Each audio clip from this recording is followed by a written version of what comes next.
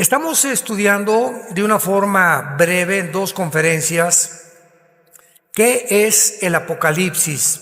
Esta es la segunda parte y es un estudio muy importante, muy necesario, y le he pedido a Dios mucha sabiduría en oración para que pueda yo expresarme con las palabras más comprensibles que ustedes puedan recibir para entender.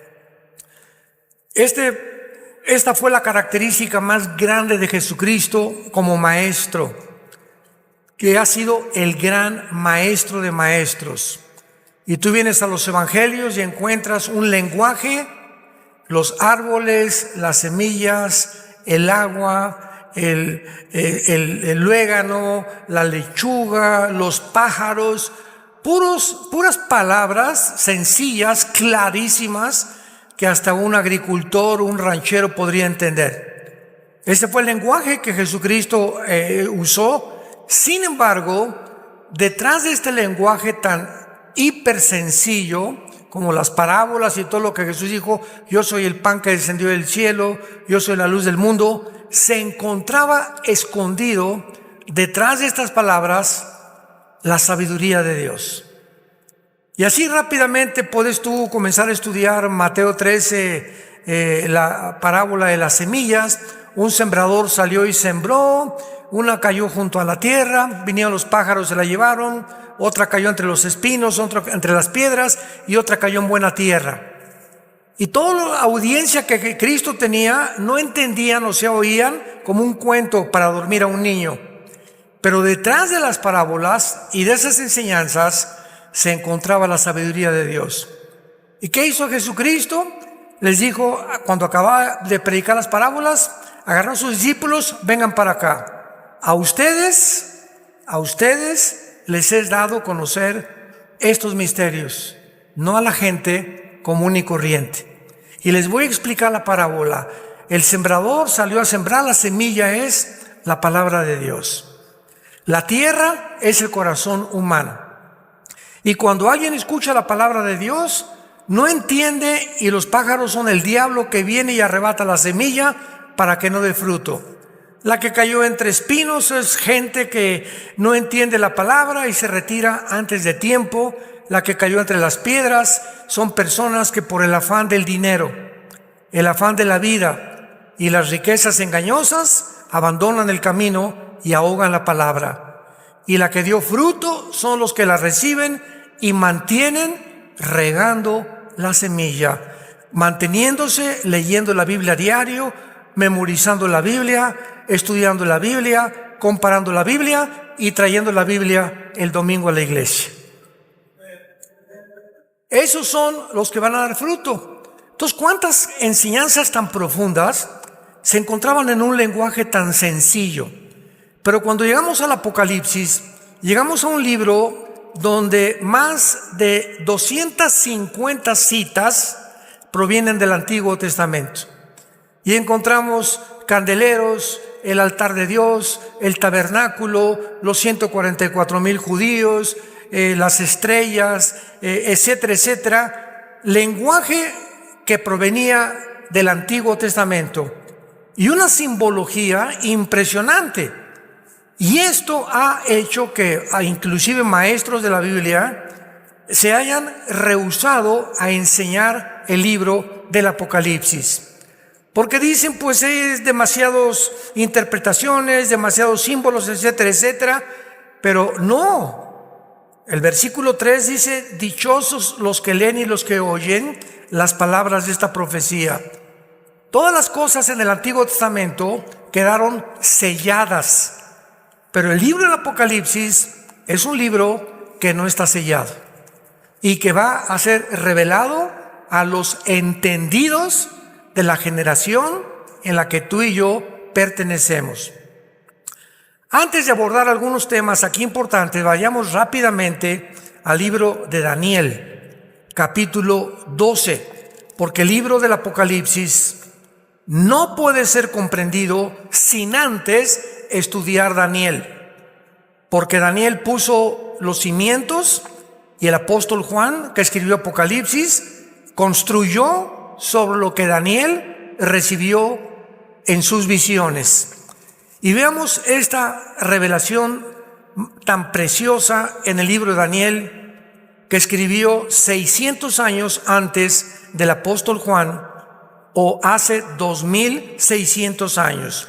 Dice el versículo 4, le dice un ángel a Daniel: pero tú, Daniel, cierra las palabras y sella el libro.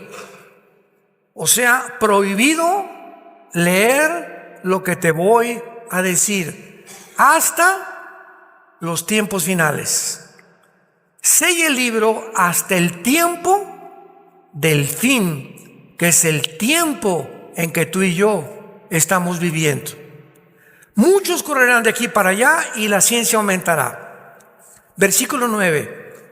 Él respondió: anda, Daniel, estas palabras están selladas. ¿Hasta cuándo? Hasta el tiempo del fin.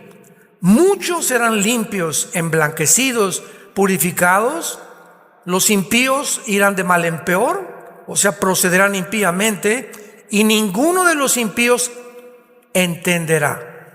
Pero los entendidos comprenderán. Se necesita entendimiento para comprender las cosas espirituales. Entonces, el libro del Apocalipsis no es un libro para la gente del pueblo común y corriente. Tú puedes tener 5 premios Nobel y ser maestro en ciencias políticas, doctor en filosofía y letras y graduado en Oxford o en Harvard, y vienes a la Biblia y te estrellas contra la mente de Dios.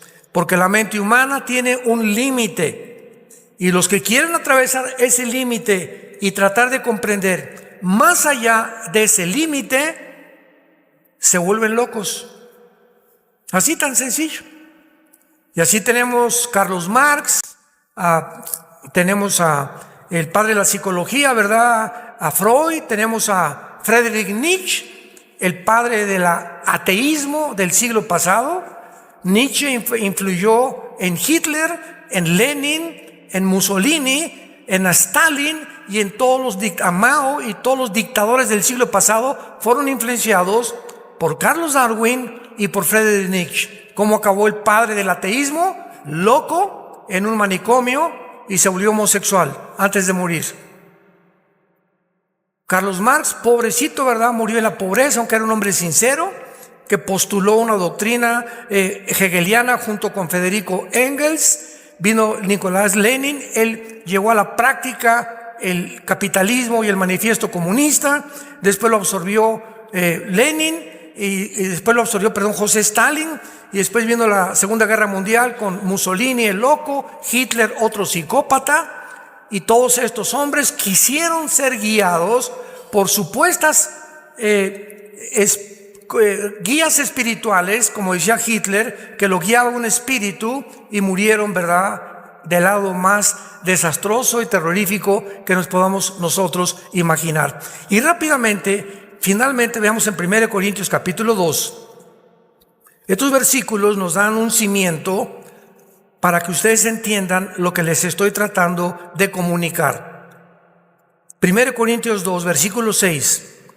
Dice Pablo: sin embargo, hablamos sabiduría entre los que han alcanzado, ¿qué cosa?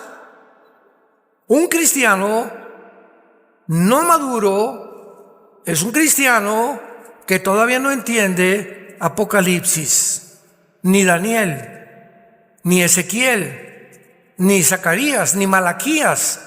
Y tiene 5 o 10 años el cristiano y no sale de Juan 3:16. Se llama la leche. Ahora, ¿por qué una persona cristiana que tiene 5, 8, 10 años en Cristo no entiende las cosas profundas de la mente de Dios? Por la falta del estudio diligente y su falta de relación diaria en comunión con la Biblia y con el Señor Jesucristo. La vida cristiana no puedes depender, leer la Biblia hoy y pasa miércoles, jueves, viernes, sábado y la Biblia ni la tocas. Y ya tomaste decisiones el miércoles y el jueves con tus hijos, en tu casa, en tu escuela, en tu bufete de abogados, en tu consultorio médico, sin tener en cuenta la Biblia. ¿Qué significa esto? Que en esos 3 días le dijiste a Dios: no te necesito en estos 3 días, yo tengo la sabiduría para saber qué aconsejarle a mi hijo, qué decisiones tomar. Y es lo que se llama la soberbia espiritual. Perdemos nuestra dependencia de Dios, alejándonos de la Biblia, creyendo que somos autosuficientes y capaces de resolver problemas que van más allá de nuestra capacidad para poder resolverlos. Soberbia intelectual. Hablamos sabiduría entre los que han alcanzado la madurez. Versículo 10: pero Dios nos las reveló a nosotros por el Espíritu, porque el Espíritu todo lo escudriña o todo lo investiga, aún lo profundo de Dios. A ver, hay un solo Espíritu en el universo.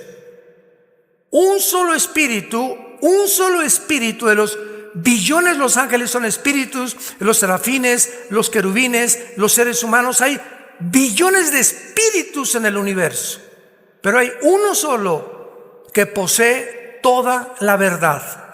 Se llama el Espíritu Santo. Y es el único espíritu que nos puede guiar a la verdad. Y el Espíritu Santo siempre va a usar las Sagradas Escrituras.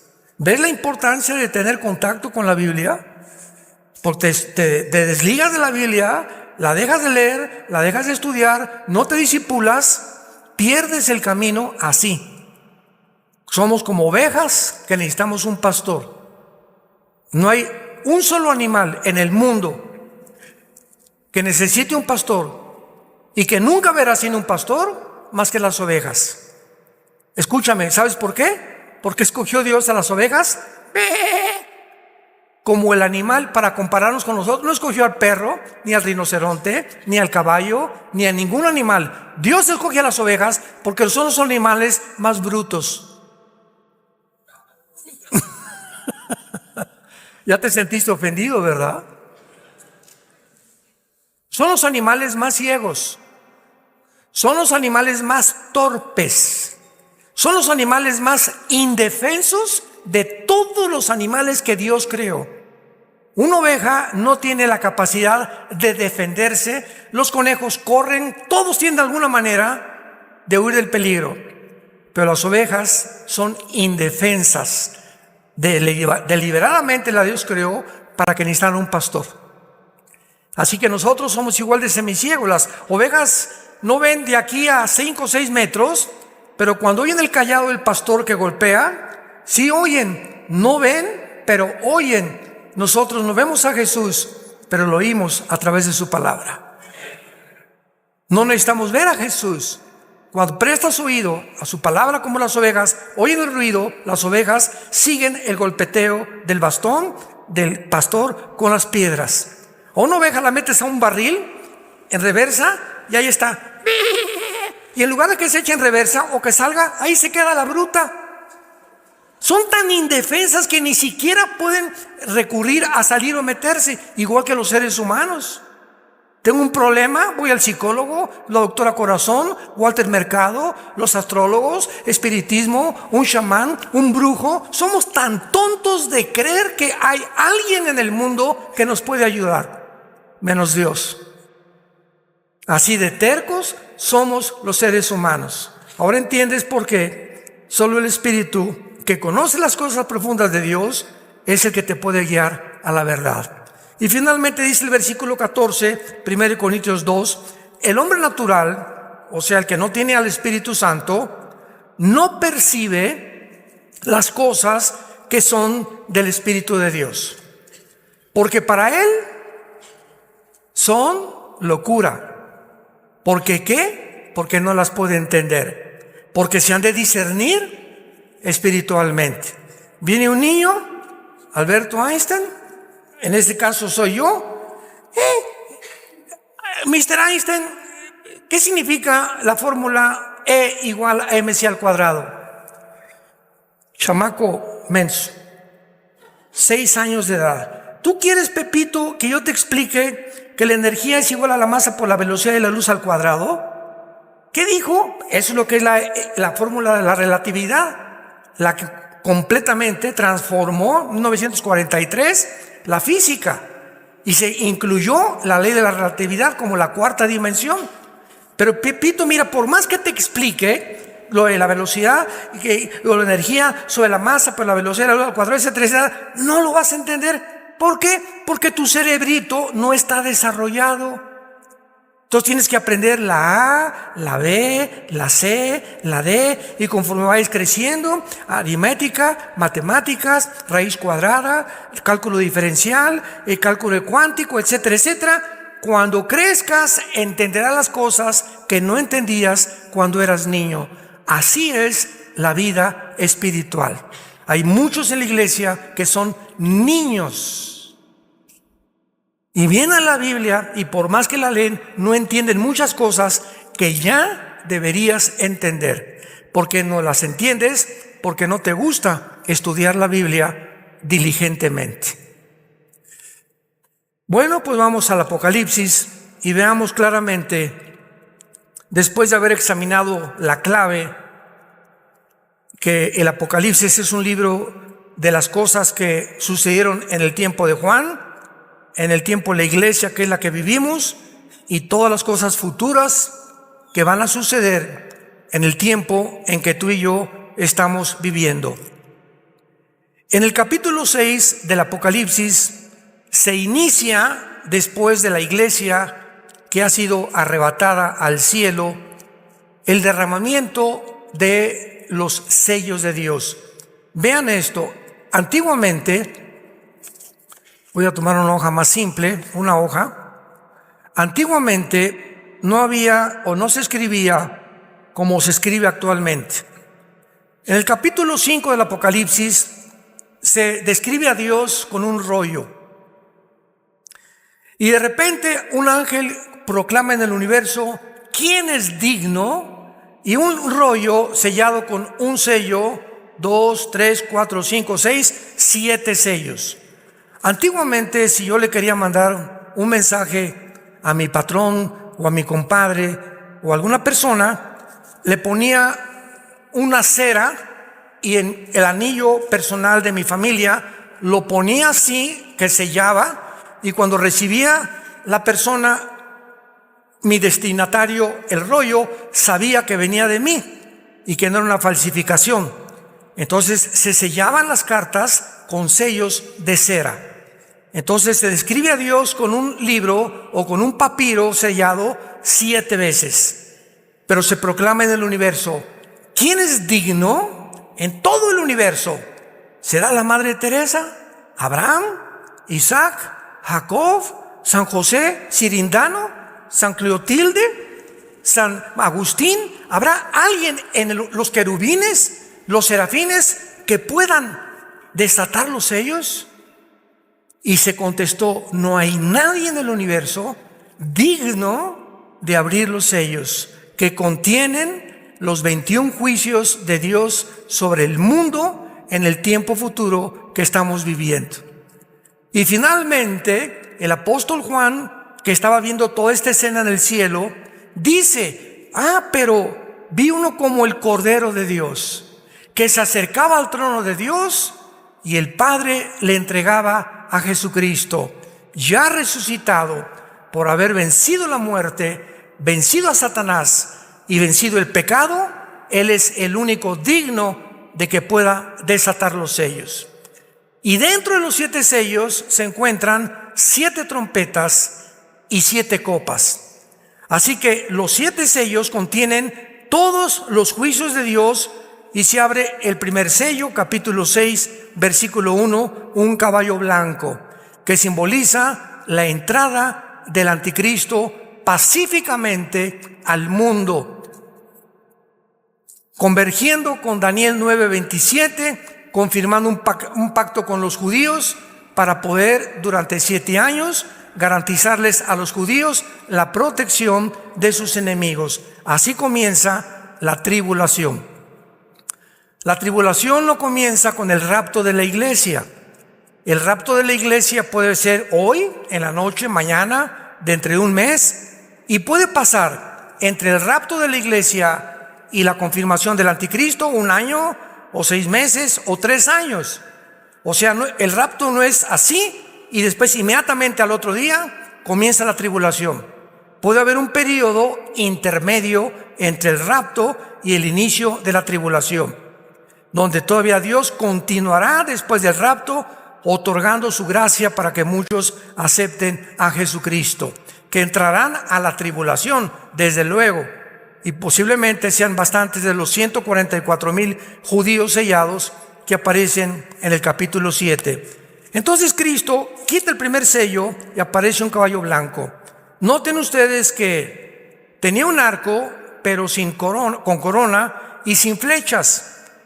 Y si leen Daniel 8, 23 y 25, dice Daniel antes de Juan que cuando el anticristo se manifieste, se va a manifestar como un pacificador, resolviendo problemas enigmáticos, resolviendo el problema del clima, el problema de la pobreza, el problema de la economía, el problema de Europa, tal vez el problema entre Rusia y Ucrania, pero va a ser un mago de maldad, con una sabiduría diabólica, que el mundo no va a tener más que aceptarlo como tú eras la persona que necesitamos como líder en el mundo, y se convertirá en el final dictador mundial.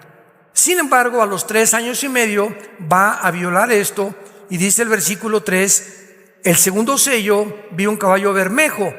Inmediatamente el anticristo declara la guerra. Y ahí comienza los últimos 3 años y medio, o la gran tribulación.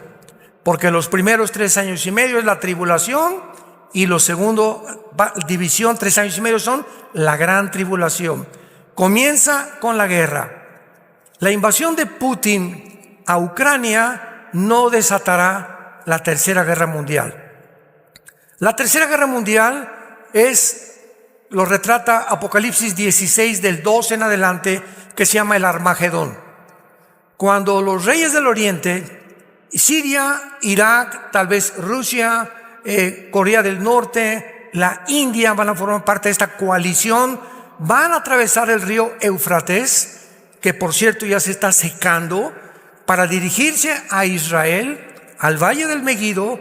Ahora que muchos nos van a acompañar en junio a Israel, vamos a ver el Valle del Megido. Napoleón Bonaparte dijo cuando estuvo ahí, este lugar seguramente lo ocupará la tercera guerra mundial.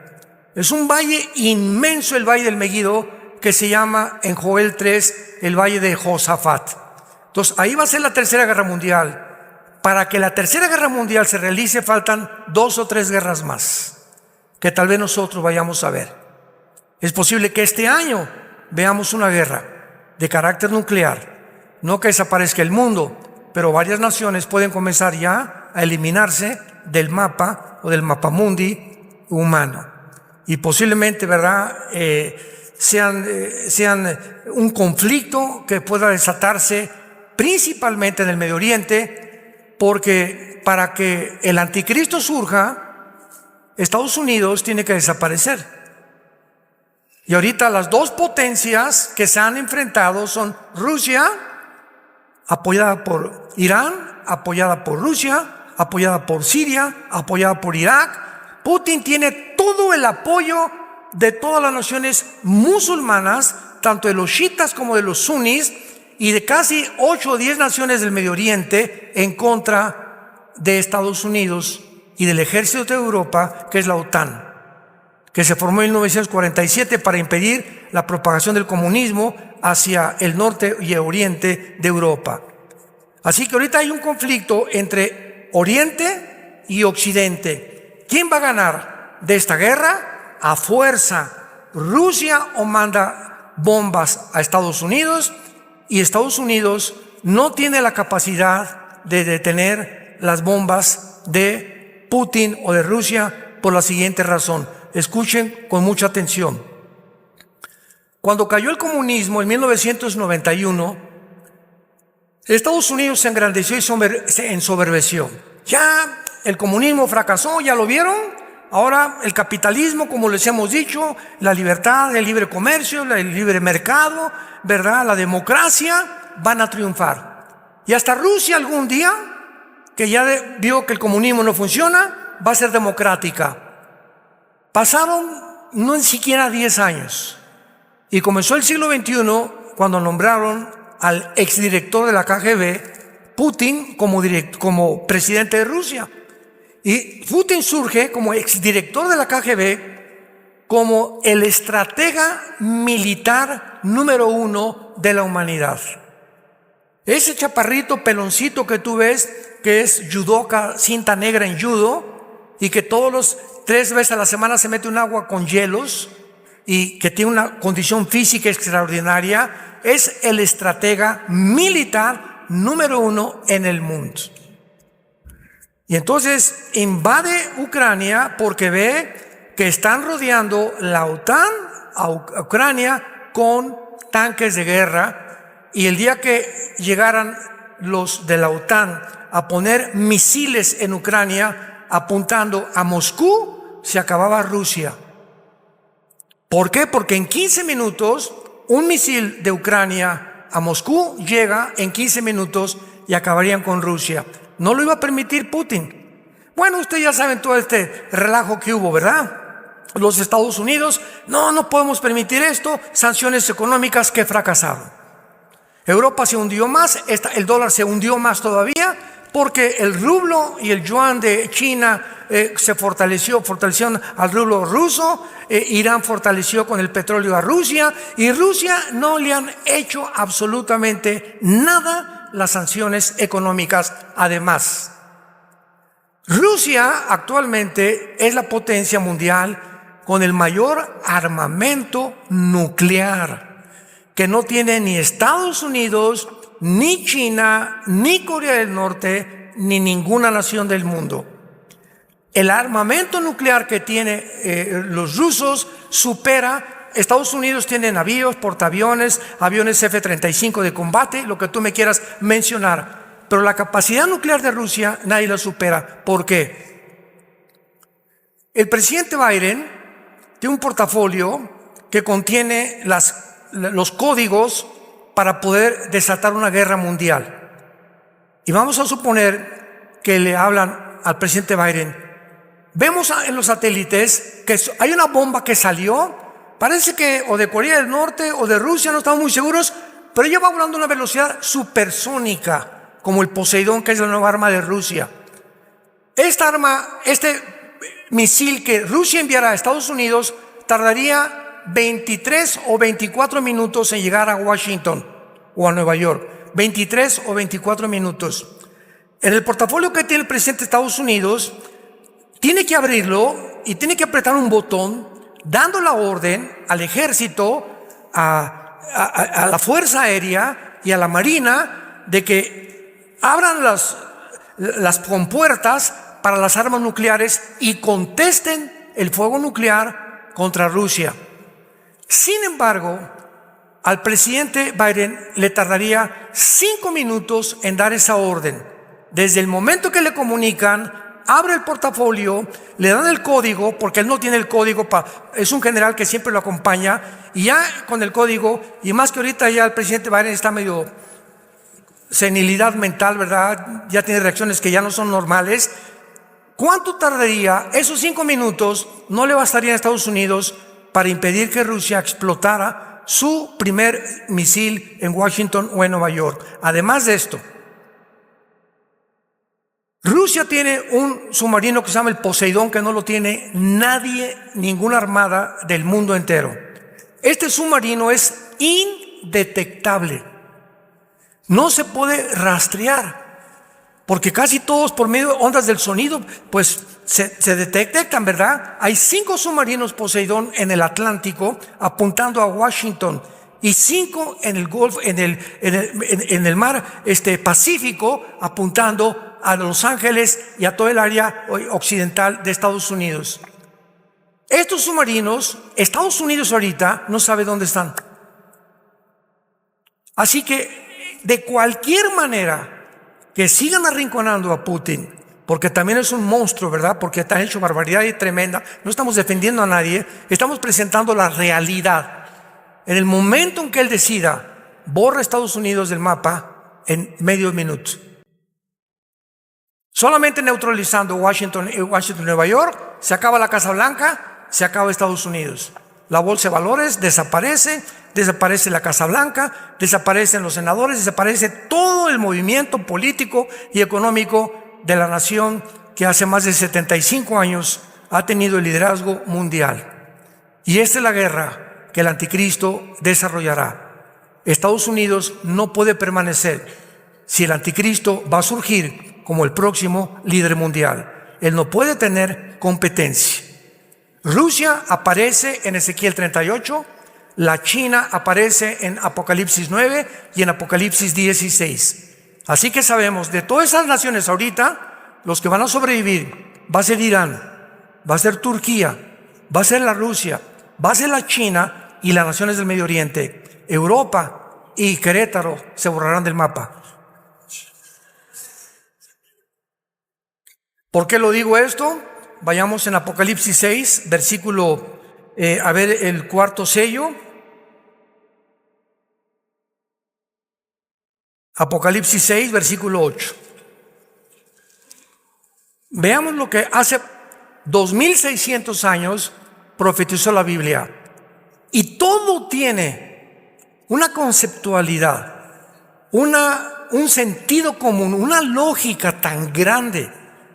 Cuando unimos las piezas de todo lo que está pasando, no hay ninguna pieza suelta, no hay coincidencias en la vida. Todo forma parte de un plan perfectamente bien planificado, desarrollado, estratégicamente elaborado, que la Biblia se adelantó para revelárselo al pueblo de Dios, para que nosotros no estamos en tinieblas.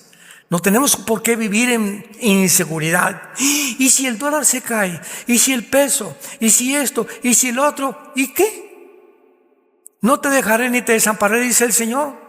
¿No se acuerdan del desierto?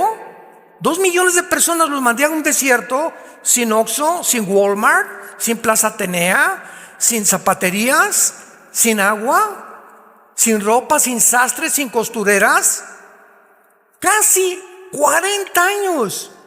Deuteronomio capítulo 8. Y los afligí para probarlos y demostrarles que en medio de un mundo completamente como es el desierto, la vida de un desierto, donde puras lagartijas tienes todos los días para ver nada más, ni televisión ni nada, su vestido no envejeció, sus pies no se hincharon, porque yo soy Dios que los sostengo con la diestra de mi poder. ¿Por qué tenemos miedo, pueblo de Dios? Pase lo que pase.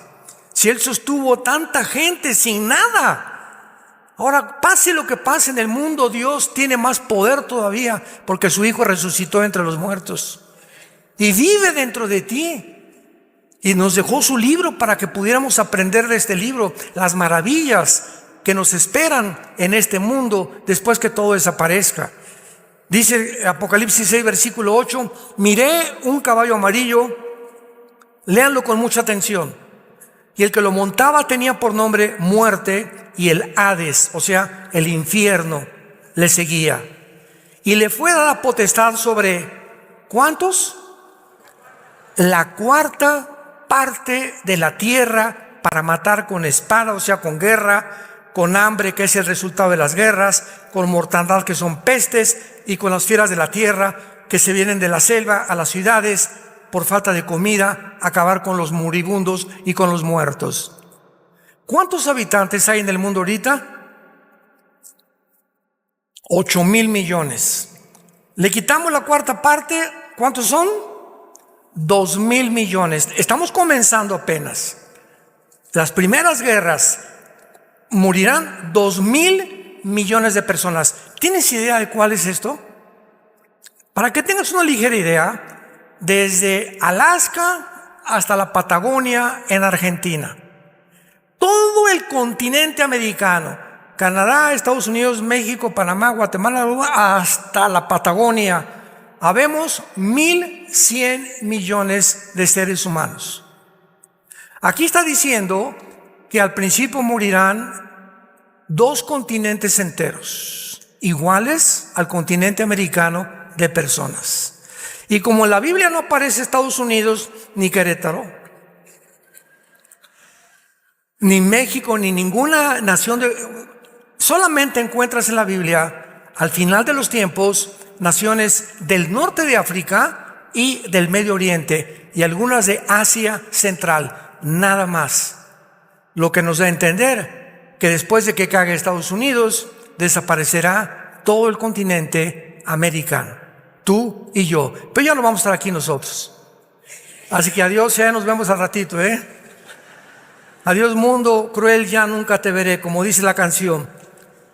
Ahora, esto es muy importante porque dice el versículo que en el 5º sello, versículo 9, Juan vio con sus ojos, él estaba en el cielo. ¿Con qué ojos vio? Cuando Juan fue llevado al cielo para escribir el Apocalipsis y ver lo que pasaba en el mundo, la carne y la sangre, dice la Biblia, no pueden heredar el reino de Dios. Porque con nuestro cuerpo, la dimensión del cielo es otra dimensión que no está diseñada para que respiremos, ni vivamos, ni comamos allá como aquí en la tierra. Aquí de la atmósfera para abajo hay una capa de ozono y de aire compuesta por 93% de nitrógeno, oxígeno y algunos gases. Ahorita respiro y gracias a este aire, y qué bueno que no traigo pañal, ni bozal en la boca, este aire que respiro es el que le da vida a mis neuronas del cerebro. Y el momento que dejo de respirar, se me baja mi sistema inmune, afecto mis neuronas, que son irreversibles, el daño para siempre. Yo no me quiero meter en eso. El que tenga entendimiento, que entienda lo que les quiero decir. Pero es increíble que podamos nosotros ver que allá Juan en el cielo ve con otros ojos, que son los ojos espirituales. Los oídos de Juan no eran físicos, eran espirituales. ¿Qué les quiero decir? Que cuando Juan estuvo en el cielo, vio a los muertos. Versículo 9. Vi bajo el altar las almas de los que habían sido muertos por la palabra de Dios y por el testimonio, o sea, los mártires. Cuando morimos, no hay reencarnación, no hay purgatorio, no hay limbo, inventos de los seres humanos y de las religiones. Tú te mueres hoy en la noche y acabó para toda la eternidad tu futuro, y serás condenado o vivirás con Jesús en el cielo. No hay lugares intermedios, no hay tiempo de arrepentirte ya, ni de pedir perdón. Se acabó el tiempo de la gracia. De Dios nadie puede ser burlado. Por eso cuando oigas su voz, no te endurezcas. Hoy es esta tarde, a muchos Dios le está hablando para que se arrepientan de sus vidas y vengan a la cruz. Antes que salgas por esa puerta, Dios no lo quiera, que hoy mismo te mueras, o mañana, o pasado, y por tu endurecimiento te condenes eternamente en el infierno. ¿Qué les quiero decir con esto? Que al morir la conciencia no se pierde. No hay tal cosa como que cuando dicen que duermen los muertos, duerme el cuerpo. Pero cuando te mueres, se sale tu espíritu, se sale tu alma, tu cuerpo lo pueden cremar, no importa que lo cremen, de todas maneras los gusanos se lo van a comer, o echan el polvo en la tierra o en el mar, si te entierran tampoco importa. Por eso el cristiano nunca va al Día de Muertos a llevarle mole ni flores al muertito. ¿Se acuerdan del chiste de la India María? El Día de Muertos, llegó la señora Pompidou con su ramo de flores y vio a la India María en el cementerio. India bruta, ¿cuándo crees que se va a comer el mole tu muertito? Y le contestó la India María, ¿cuándo venga el suyo por las flores? O sea, qué absurdo, ¿no? Ya sea que mole o comida o flores, llevarles a los muertos, no hay nada ahí. Están completamente, un cristiano jamás regresa al cementerio. Creemos que no hay nada ahí. Ya están en el cielo condenados tus parientes o tus amistades. Nada, o sea, es paganismo. Y cuando morimos, sigue siendo Jorge, sigue siendo Carmelita, sigo siendo Armando. Vamos a mantener la conciencia de lo que éramos, tanto en el infierno como en el cielo. Miren lo que dice el versículo 10. Estos muertos estaban platicando con Dios, o sea, había un cuerpo temporal. ¿Con qué? Con cuerdas vocales, porque las cuerdas vocales de Luciano Pavarotti, cuando murió, se quedaron y lo enterraron. Cuando murió tu abuelito y tu tío, su cerebro se lo comieron los gusanos. Entonces el pensamiento no está en el cerebro, la memoria no está en el cerebro, está en otra dimensión que se llama la dimensión del espíritu, porque seguimos manteniendo la conciencia de quienes éramos y tenemos nuevas cuerdas vocales, nuevos ojos adaptados para la otra dimensión, pero seguimos siendo nosotros, pero con otro cuerpo. Estaban platicando con Dios y le decían a Dios: ¿hasta cuándo, Señor santo y verdadero, no juzgas y venga nuestra sangre en los que moran en la tierra? Y se les dieron vestiduras blancas y se les dijo que descansaran un tiempo hasta que se completara el número de los muertos que iban a morir como ellos también. Vemos aquí rápidamente en los sellos al anticristo, vemos la cuarta parte de la humanidad. Es el inicio de la tribulación, que todavía no estamos en la tribulación, gracias a Dios. Y así vemos en Apocalipsis capítulo 13, el surgimiento del anticristo marcando al mundo. Este tiempo que pasamos de pandemia fue un ensayo. Se demostró que por primera vez, después de la Segunda Guerra Mundial, los experimentos que hicieron con nosotros sobrepasaron a los nazis y a los fascistas que seguían a Mussolini en Italia. ¿Por qué? Porque el experimento con nosotros jamás se había hecho con los niños. Desde los nazis, que Mengele, el doctor de Hitler, abría a las mujeres y les querían poner ojos verdes a los que tenían ojos negros y querían mezclar el ADN con otras cosas, y fracasó el nazismo, gracias a Dios, pero querían crear una raza superior, y es lo que actualmente en el mundo se llama transhumanismo. Están tratando de crear una raza superior, porque si somos amibas y venimos de la evolución, ahora tenemos la tecnología y la genética para poder crear un ser humano que ya debemos evolucionar. Y ahora, como decía Elon Musk, el dueño del proyecto X y del Tesla, etcétera, etcétera, vamos a inventar un chip, meterlo intravenoso que llegue al cerebro y subir los pensamientos a una nube. Y de la nube poder controlar a través de una computadora y del chip el cerebro de una persona, porque si quieres aprender japonés en 3 horas, en lugar de 3 o 4 años, lo puedes hacer. Si ya no quieres tener ira, envidia, celos, etcétera, etcétera, el chip va a comenzar a abordar ciertas áreas de tu cerebro para poder crear un superhombre y que ya no hay maldad en el mundo. Esto no es ciencia, esto es ciencia ficción. Yo le llamo marihuanadas. Estos son los científicos del siglo XXI, lo creen y lo están haciendo. Googléalo. Foro Económico Mundial, Klaus Schwab, el presidente, ve lo que dicen, y son los que están manejando el protocolo del mundo actualmente. Ya llegaron a ensoberbecerse a tal grado que creer que somos dioses y que ¿quién puede competir con Dios? Crear un ser humano superior al que Dios creó por medio de la tecnología y la genética. Y así el anticristo va a marcar a millones de personas con el 666. Vendrá, ¿verdad?, en la segunda venida después de la tribulación Jesucristo con nosotros. En el rapto nos vamos.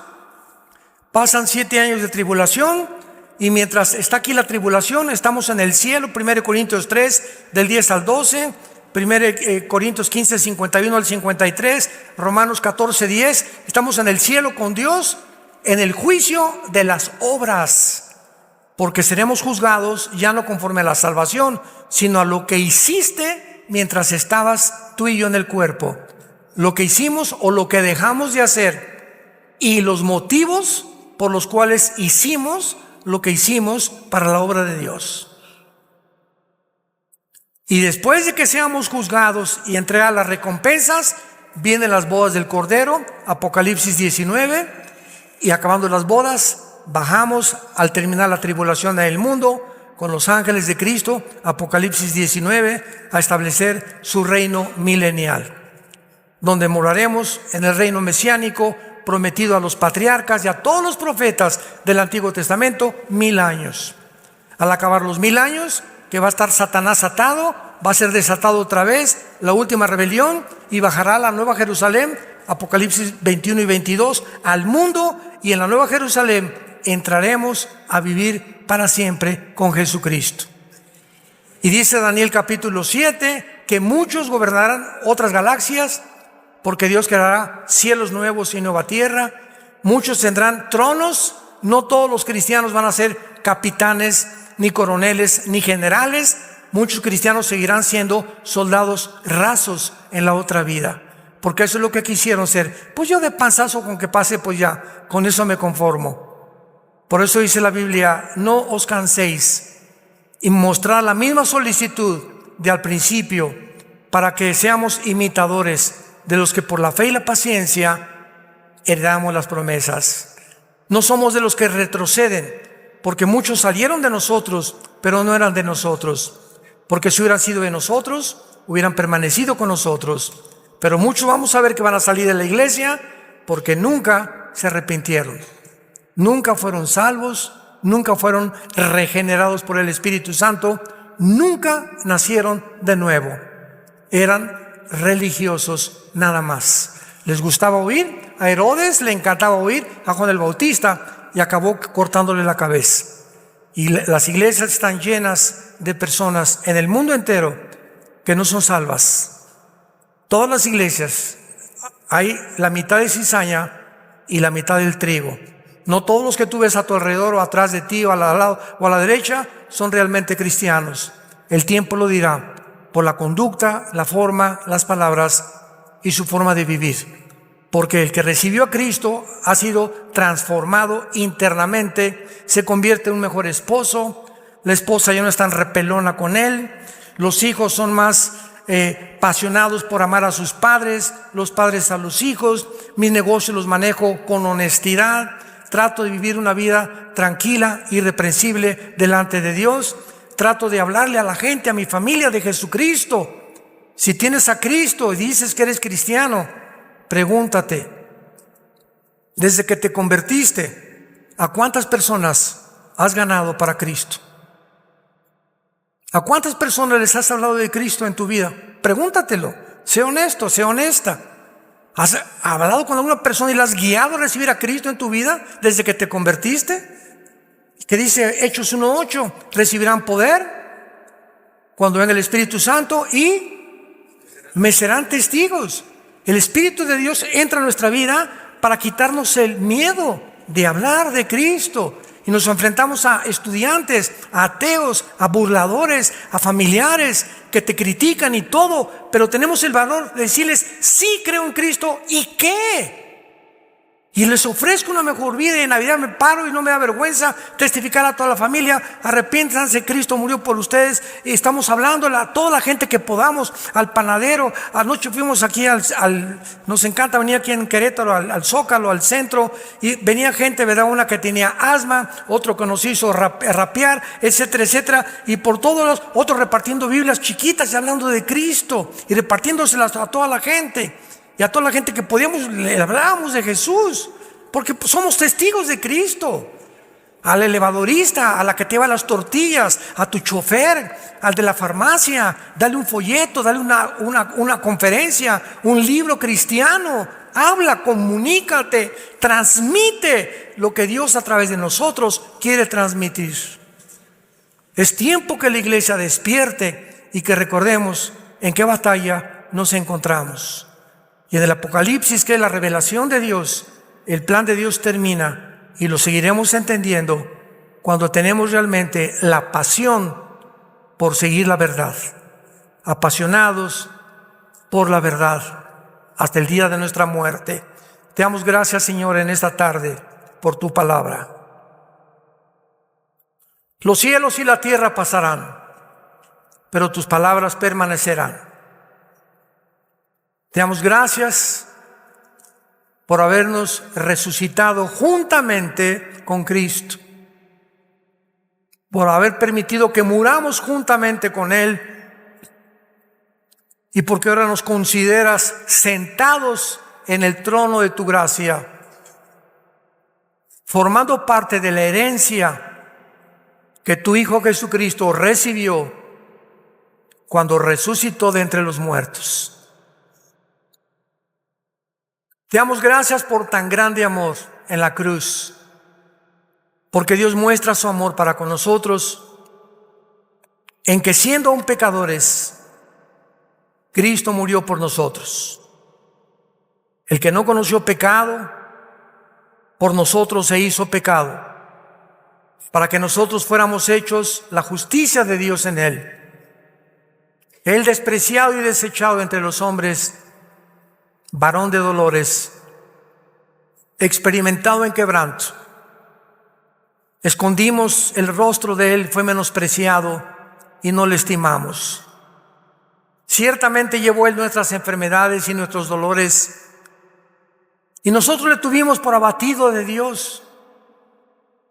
Como oveja, delante de sus trasquiladores, enmudeció y no abrió su boca. Y todos nosotros, como ovejas sin pastor, nos salimos y nos perdimos en caminos tan diferentes. Mas en el amor que nos tienes, lo enviaste al mundo a recogernos, a meternos al corral otra vez de las ovejas, para ser pastoreados por Él, para que el bien y la misericordia nos sigan todos los días de nuestra vida, y algún día en tu casa, Señor, moraremos eternamente contigo. Si tú en esta mañana no tienes la seguridad de la vida eterna, ustedes que nos ven a través de la televisión también, pídele a Cristo entrar a tu vida por primera vez con estas palabras. Dile ahí desde donde te encuentras. Tal vez estás en la sala de un hospital, tal vez vas manejando tu coche, tal vez estás en la sala de tu casa, tal vez estás en alguna cárcel oyendo este mensaje. Dile: Señor mío y Dios mío, perdona mi vida,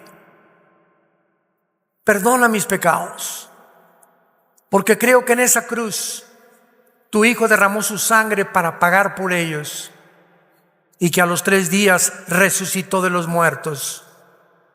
Y ahora, Señor Jesús, como creo que vives, eternamente te pido en este instante que entres a mi vida. Te recibo como mi Señor y mi Salvador. Y el día de mi muerte moriré en paz, porque sé que me has dado la salvación para volver a verte físicamente, en espíritu y verdad. En el nombre de Jesús. Amén. Gracias a Dios por este maravilloso libro, ¿verdad?